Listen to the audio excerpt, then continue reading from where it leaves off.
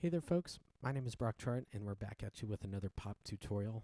This one is Synchronicity from Five Finger Pop Book 2.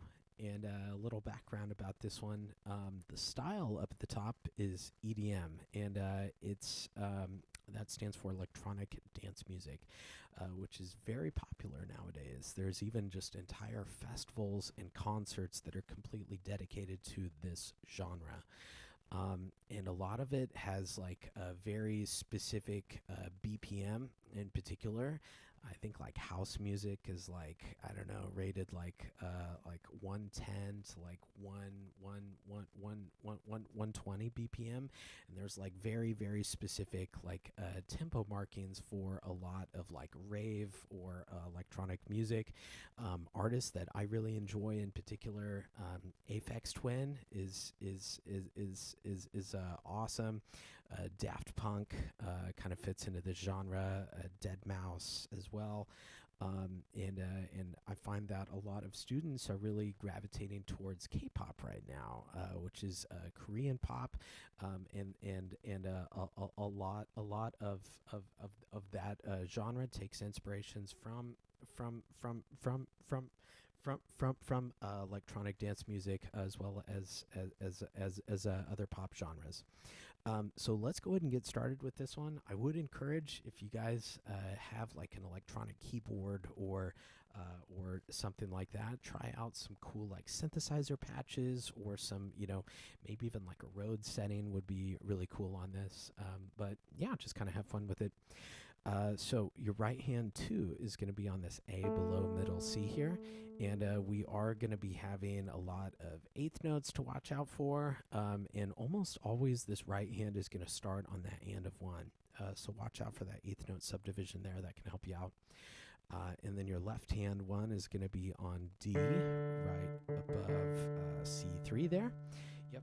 And we do have quite a bit of pedal in this tune.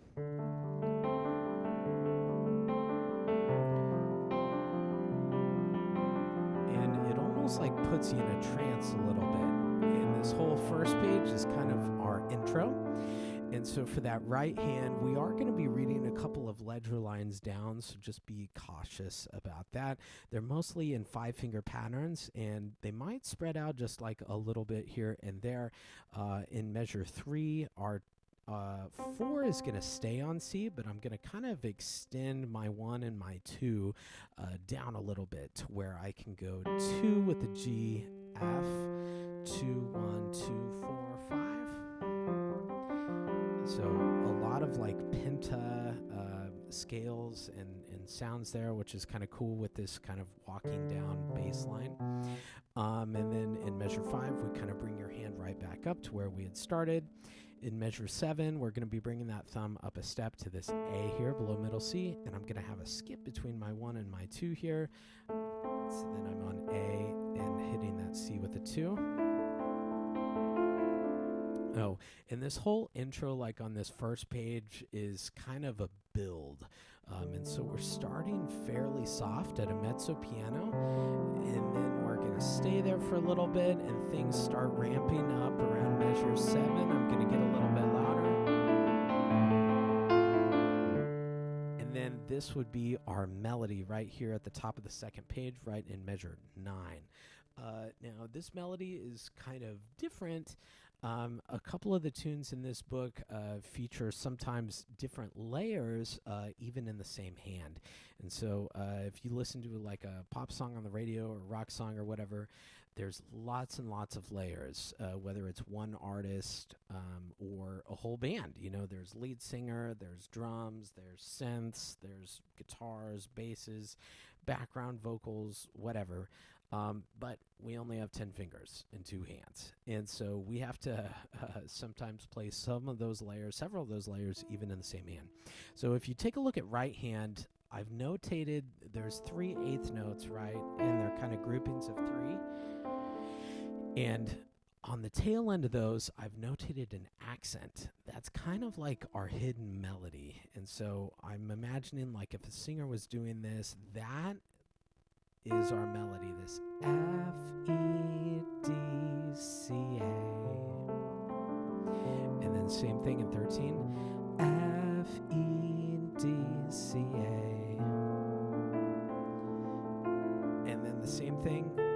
in 17, A, G, F, F, E. And so just be aware of that I've notated where those melody notes are. They're kind of hidden melodies, right on that second page there. So when you're doing this with hands together, I would try to bring out that last note or those accented notes. Remember, you can almost think of like the bottom of your hand, of your right hand and your left hand, should kind of be like one instrument. That's kind of your like background synthesizer, and you can even practice that, like just doing, leaving out that melody note in the right hand.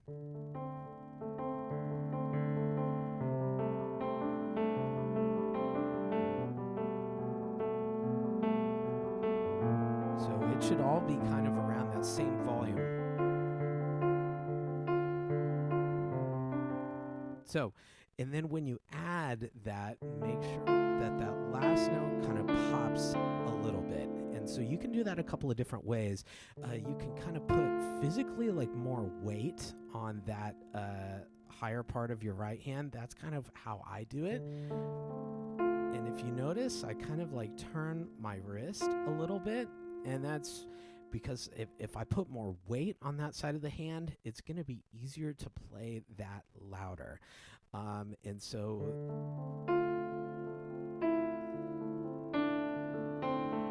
yeah, hopefully you can kind of see that, like physically see me shift my weight in my hand like that. So you can also just kind of like practice just playing a little bit more assertive, like with those fingers in particular, but just a couple of different ways that you can do it. You can do it with finger strength, or you can, try the angle of your hand to where you're putting more weight on that right side of your hand. We've also talked before, it's kind of a different type of texture. So, it's like 2 bars of melody and then 2 bars of background. 2 bars of melody, 2 bars of background. And so our measure 9 and 10 would be our melody. And then this is our background synthesizer that we saw on the first page. Back in 13 would be our melody again. Here's our background synths. Back to our melody. So I'm purposely having this conversational type of texture where we have a singer for 2 bars, and then we have kind of background synths for 2 bars. Singer for 2 bars, background synths for 2 bars. So that sort of texture kind of continues to happen around here. Watch out for your hand position change. That would be at the bottom of the first, or at the second page. We're going to be on C, F, A. So we're going up a little bit, and we're extending out that hand there in 17. Let's see, that sort of texture continues until about measure 24. We are leading into our chorus, or maybe a pre-chorus. And so I very much think that is leading to 25. It's kind of a pickup phrase that leads into that. And this whole tune is just like a huge build. We started the tune at like a mezzo piano, and we're now to like a forte right in measure 25. And so I would just be cautious about your overall dynamic level, and make sure that you're not getting too loud too fast.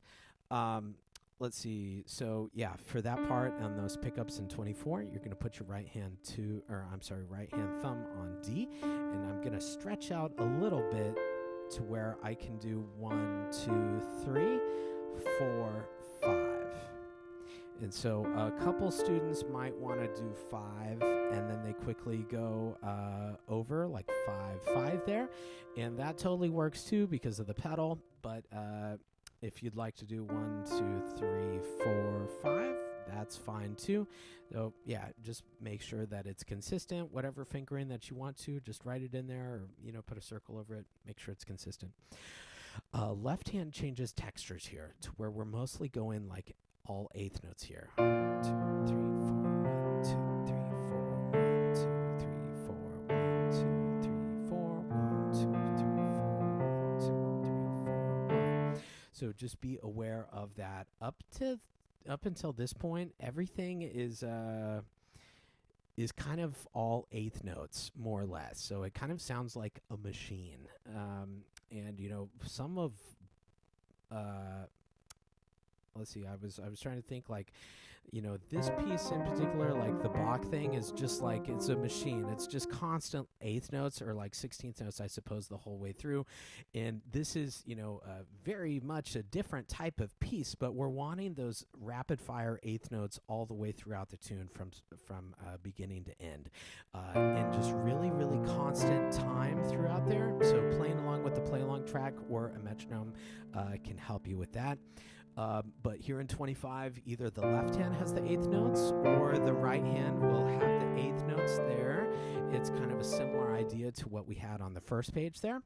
And again, we're kind of swapping different textures. This would be our singer in 24.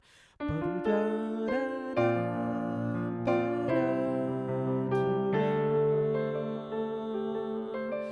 so, yeah, I'm very much imagining like our singer would be holding that A in 27 while, our keyboard player continues our kind of motive that we saw on the first page. Kind of a similar thing in 29.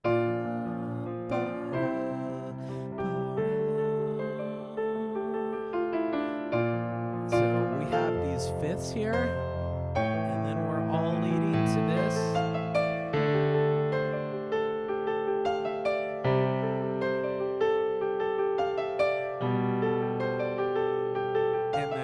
Our conclusion. So let's talk a little bit about that very last page. So everything's kind of building to this moment right in 36, and it's kind of cool. Everything has been building in intensity, in dynamics, and also like lots and lots and lots of eighth notes. In this left hand as eighth notes the whole time, and it's kind of a moment of calm. It's not exactly what you expect, because the left hand actually doesn't do any eighth notes there. So the right hand continues the eighth notes, but it's very loud.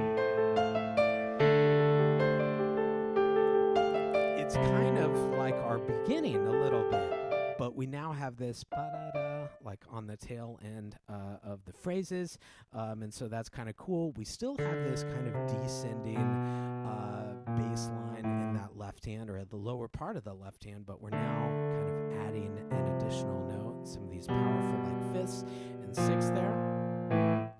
So cool. So I think that'll do it for Synchronicity. So I appreciate you guys tuning in.